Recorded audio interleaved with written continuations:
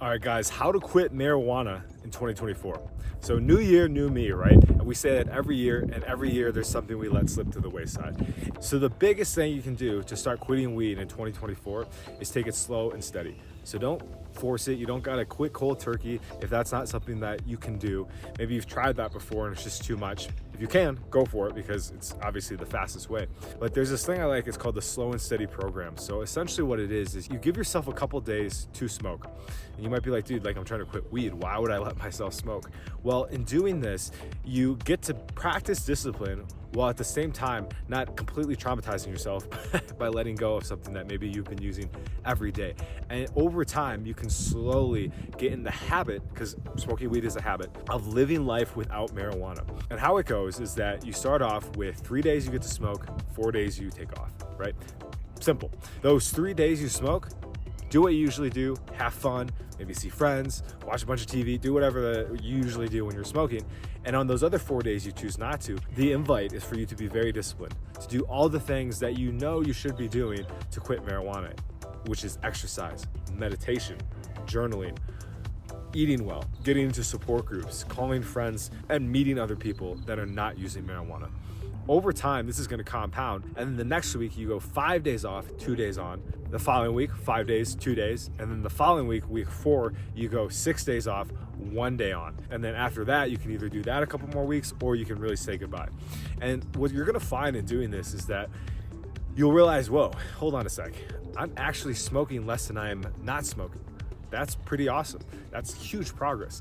I might have been smoking every single day, and now all of a sudden you're smoking twice a week. Like, that's absolutely huge. And I think as much as we want to be perfectionists with it sometimes, it's important to give yourself some grace when you are getting those little wins. And what you'll also find is that potentially you'll get to the days where you get to smoke, you allow yourself to smoke maybe on week 2, 3, 4, and you'll be like, you know, I actually don't really enjoy this. Like, I actually felt better when I was sober.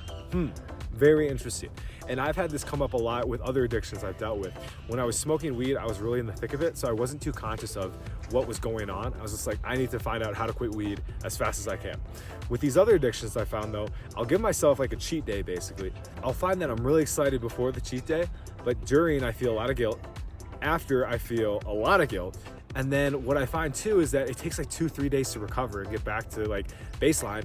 And not only that, and I'm just craving the substance until it completely withdraws out of my body again. So eventually with each addiction, it's made more sense to just kind of stay away from it. I'm like, okay, hold on.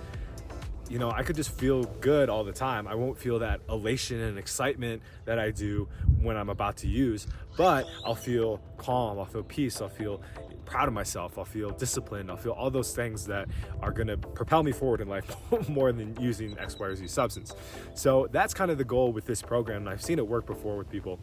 It's giving yourself that permission to use while at the same time making sure you're practicing that discipline and getting into the habit of doing the things that are gonna keep you healthy and happy long term.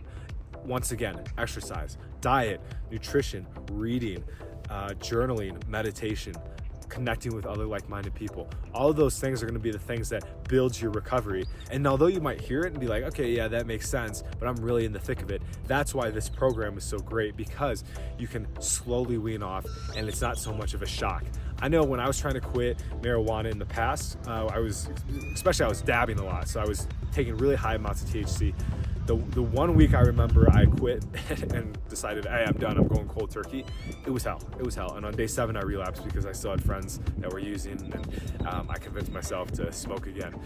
So when I did quit, I actually did do this. I started to wean off slowly.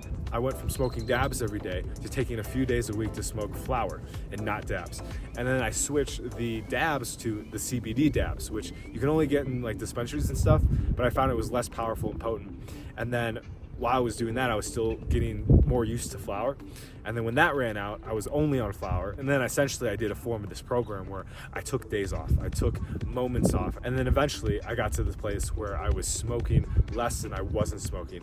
And then when I did finally quit, which was an act of God, so thank you so much, it was less painful because I had already kind of 7 hours later. I'd already kind of went through the withdrawal process in a way, detoxed enough to where it was a lot less painful than when I tried to do it just cold turkey from smoking 24/7. So this might even be too much for you. You might need to go taking a few hours off. So you can break this instead of days. You can look at it. You can look at this whole program into like one day. So okay, I smoke 24/7 from the day I wake up. I'm gonna take 5 hours not to smoke today, and then I'll continue smoking. Do that for a week. Then it's like, okay, I'm gonna do 8 hours and then smoke regularly, right? Maybe try to take one day off. Once that gets easy, because what you'll find too is it'll get easy and then you'll kind of get bored of it, and that's why you need to go to the next level.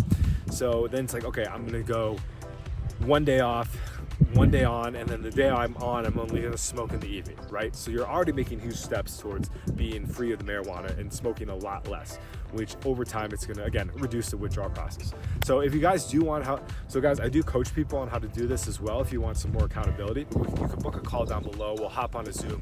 I'll get to know you, find out where you are and how I can be of assistance to you and what the best strategy is for you to get off marijuana as smooth and easy as possible. It's not gonna be easy, but you can make it more easy and less difficult by doing some tricks that we like talked about in this video, and then implementing the other things, which is, you know, the self-care aspect of marijuana recovery.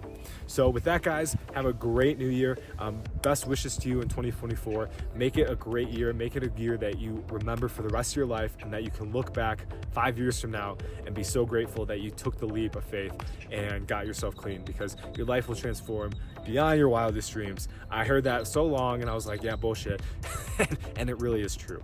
I could not imagine the people, the places, the experiences I get to have now because of that one decision to say goodbye marijuana. And there was no guarantee this was all gonna happen. It really was a gamble. And it was a gamble that I took on myself. I took on faith on the universe. And I really said, okay, again, 5 years from now, looking back, do I want to be proud of myself or disappointed? The answer was proud. So I decided to do the things that were going to make me proud of myself today. So guys, with that, have a great one. We'll talk to you soon. Peace.